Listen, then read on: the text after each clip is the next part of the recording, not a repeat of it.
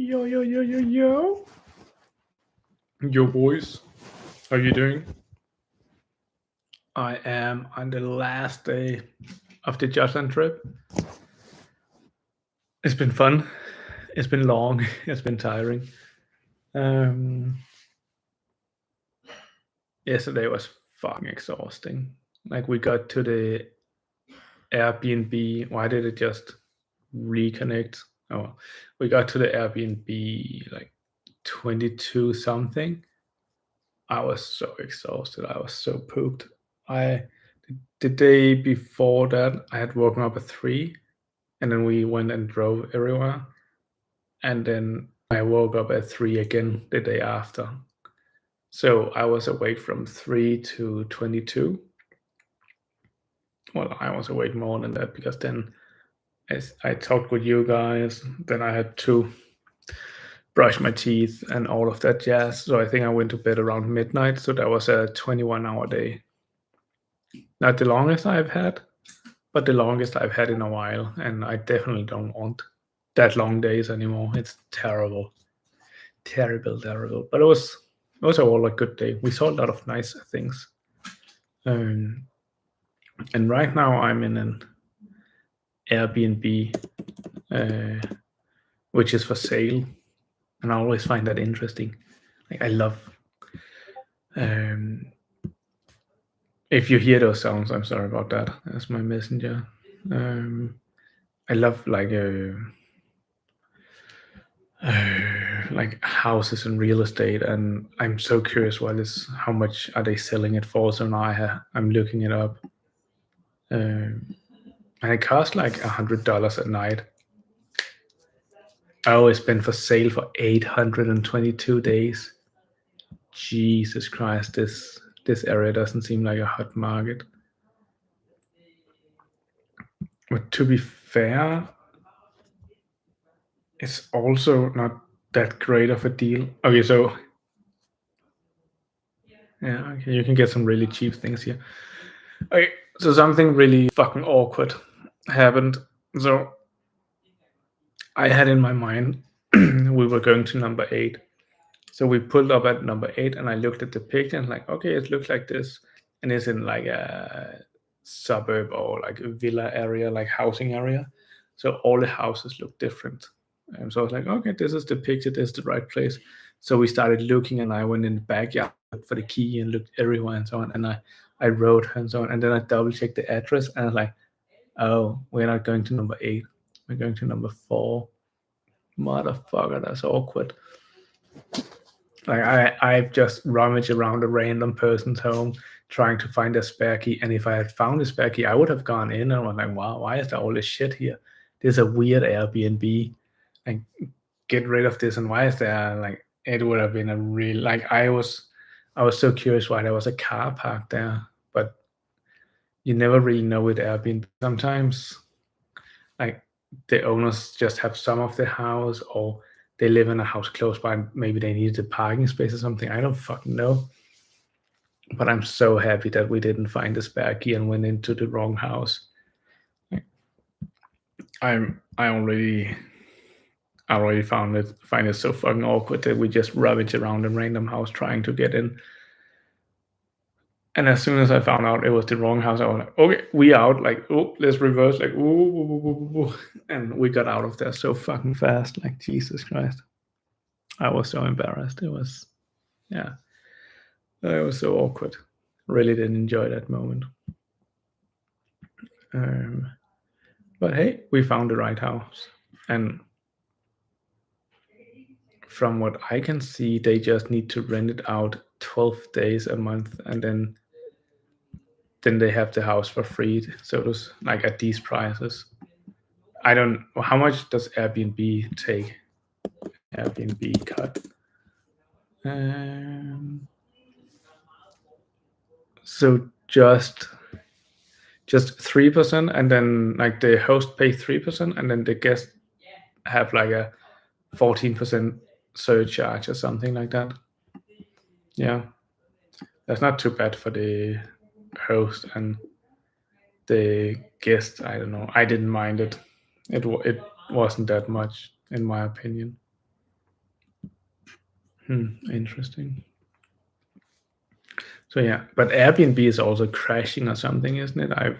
I've seen that the Airbnb in like economy is coming crashing down, and it looks like a lot of governments are trying to make it illegal to own too many houses and being a landlord essentially, which is kind of interesting because it's such an old occupation. And I think landlords are necessary to some extent.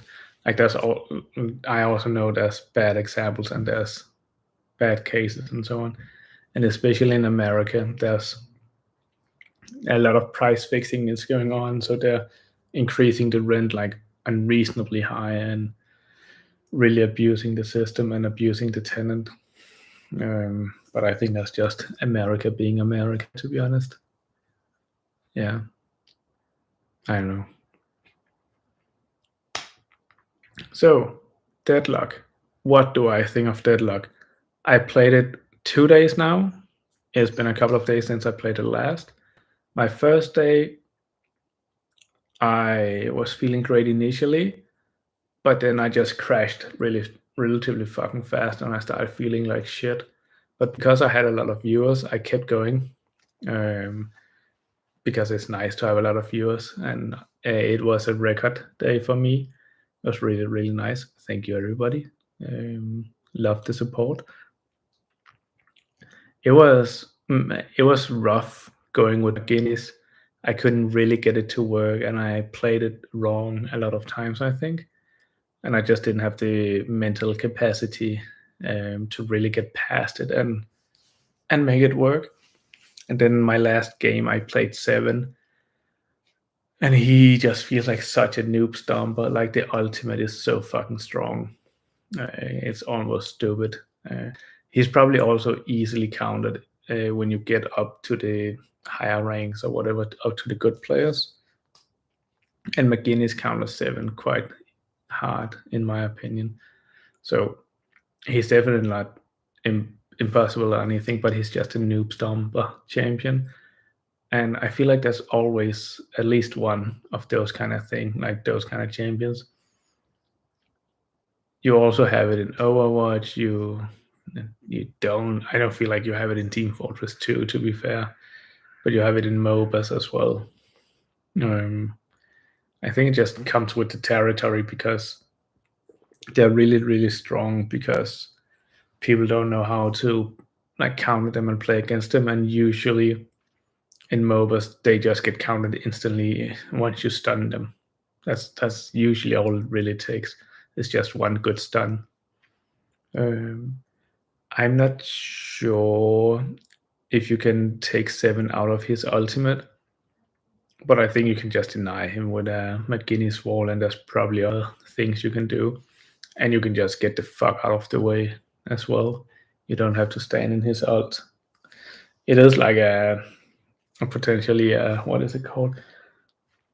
Area denial ultimate, so it does seem stronger than usual, especially because you can also get lifesteal from spirit damage, which is his ultimate. Like when ultimate, you can lifesteal from that, which is just fucking strong. So you can almost become immortal. It's quite stupid, but it was a really fun game at 7, and that it was really enjoyable to me because fine, like that was the first game where it felt like I did something, I kind of figured it out. I started getting kills, I started making a difference, right? So that was really nice. And then the day after, I went and played McGinnis like all day. I only played McGinnis that day, I think. Um, and I obviously there's a YouTube video available of that, and I ended up having 100% win rate, which is always fun when you do that, especially on your second day. I think I played 4 or 5 games, um, but don't quote me on that. Go back and double like and watch it. Um, but everything just came together, and I was shitting on people, and I finally kind of figured out how to use the ult and her play style and everything. And yeah, and it really all clicked, and it just made sense, and it became really fun to play the game. And I kind of like, I'm not sure if I would say I'm regretting being on vacation, because that's not true. But I wish I could also play Deadlock, but I cannot do both. So you have to choose, right? I just really have fun with the game. I have really a lot of fun with Deadlock, and that's kind of the problem, right? Because we have so many good games right now. I want to play Core Keeper. I want to play Deadlock. To be honest, I don't really want to play Space Marine anymore because I did the campaign. But I feel like I need to give the multiplayer a fair shake. If I don't try the multiplayer out, that feels stupid. Like it feels like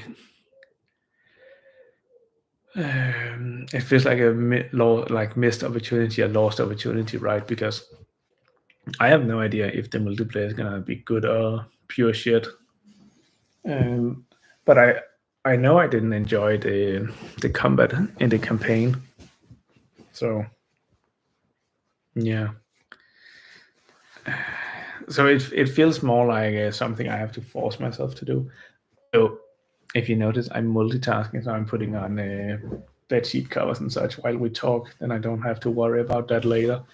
And I'm fucking tired, man. Um, and I'm sorry I keep repeating that, but it's just to give you context of why I'm doing what I'm doing. Because then if I get this done while I chat with you guys, then I don't have to do it later. And if that isn't a win case, then I don't know what is. But Deadlock, like, a lot of the character design seems very unique and very interesting for like a hero shoot or whatever you guys call it these days. To me, is I was gonna say just a Team Fortress 2 clone, right? But it's not. That would be unfair. It has so much more, and it's not even an Overwatch clone because it's bringing the MOBA in as well. And I don't believe there's any other like MOBA hero shooters. So I don't know. I don't know any. So I don't know if it's starting its own like genre, or yeah, or if people just call it a hero shooter. I don't fucking know, man. I would say it's its own thing, and I think it deserves to have its own title. But like, it's a Valve game, and like, as in my opinion, as always, well, Valve just hits the mark. I say as always. I think a lot of people would disagree with that if you play Counter-Strike 2. I haven't really heard anything good about Counter-Strike 2, and I don't really understand why they made Counter-Strike 2. It feels like Valve made Counter-Strike 2 because they wanted uh, to play with a graphics engine or like an upgraded engine, and they wanted better smoke, like better graphics for smoke. But it feels much less like they actually considered um, the gameplay and what the users want, and it feels much more like an internal thing where some engineers didn't have a project and they got bored, so they started trying to optimize things that didn't need optimization, as engineers usually do. Like, if there's something engineers love doing, then it's optimizing things that doesn't create value, and just optimize for the sake of optimization just because they can.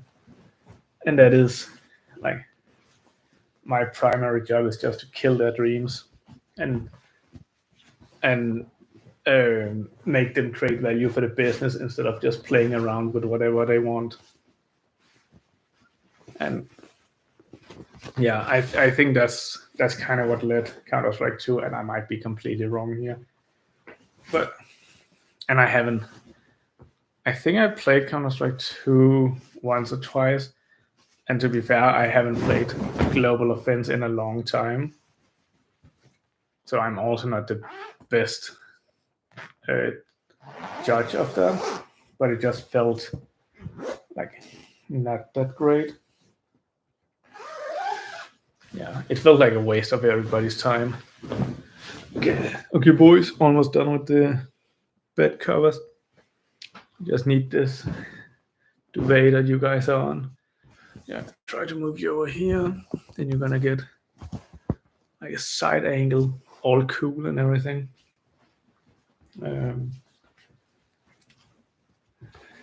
Yeah, I think what Valve is doing with Deadlock is really super fucking smart. Like the way that they're doing an early access and slow release without saying they're doing an early access and slow release, just by calling it a closed beta or something like that, and then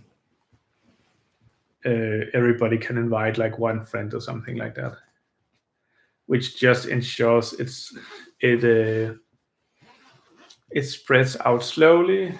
It helps early content creators to get a lot of viewers for that content, which increases the likelihood that those content creators will continue making Deadlock content because that is what their audience like came for. So Valve is kind of, to some extent, tricking content creators to become Deadlock creators, just because if you do have access, or at least if you had access from the beginning, and if you can do a lot of things, I think there's a lot of hype around it and there's a lot of interest around it, and not everybody can just go in and do it.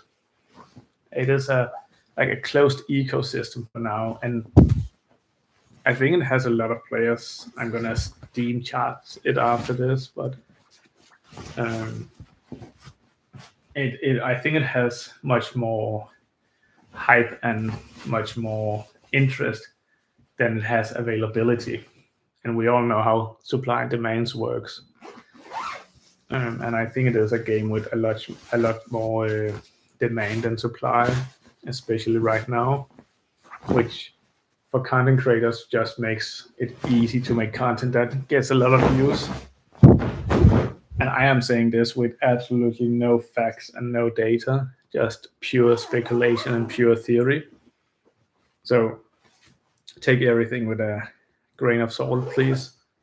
Don't go nuts if I'm wrong or if you disagree. Well, if you do go nuts, do it in the comment section because that drives up my engagement on these videos and give me more views. So please do go nuts. Write some comments. Help me out by being angry. That was one of my best videos. Was just people being fucking angry at me. That got so many views because of the engagement. It was brilliant. We're gonna do Steam charts, and we are going to look at Deadlock. Counter-Strike 2 is still like the most played game, like currently. Deadlock. That's like Battlestar Galactica Deadlock. What the fuck?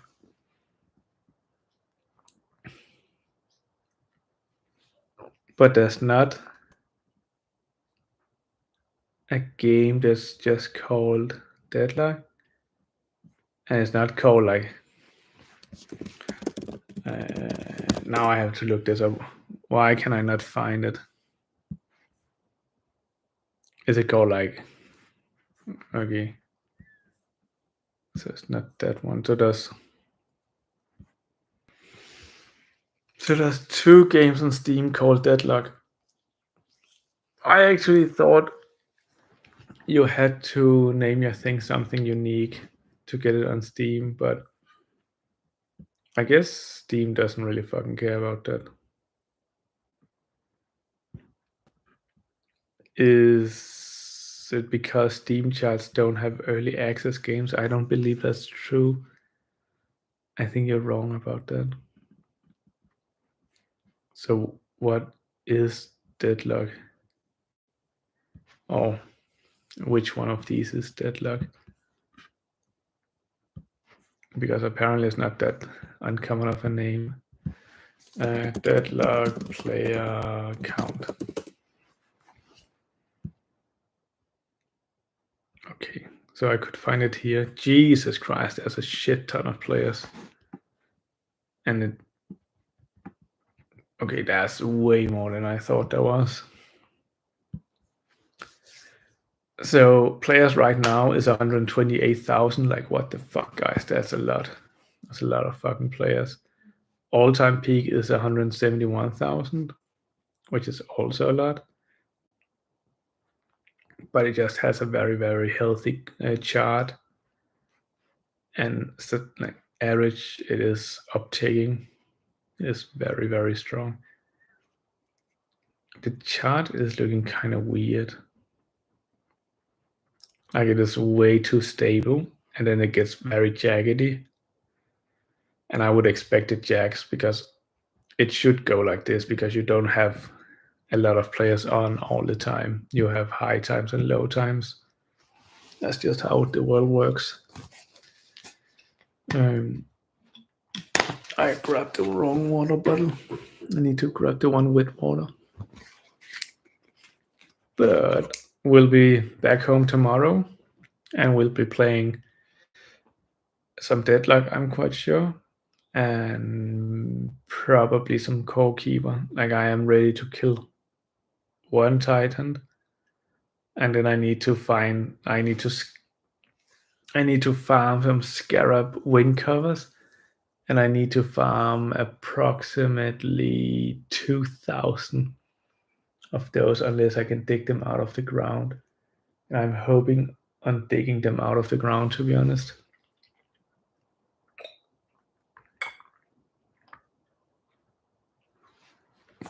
But I think I'm gonna call it a night. Oh, I'm gonna call it here, guys. Thank you all for tuning in, and thanks for hanging out. Thanks for all the questions and so on. And I will see you again tomorrow. Hopefully with a different energy. Maybe not, but then we'll most likely be playing some games. So thanks for your time, guys. Thanks for tuning in, and stay awesome. And until next time, bye.